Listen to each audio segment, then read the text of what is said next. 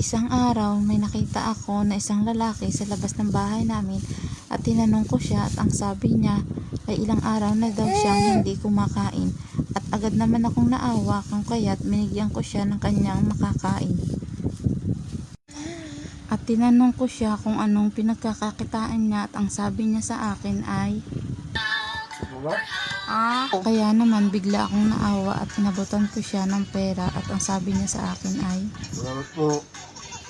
sobrang saya ko kasi kahit sa maliit na paraan nakakatulong tayo. Kaya kung makikita niyo po si kuya ay huwag kayong mag-atubili na tulungan siya.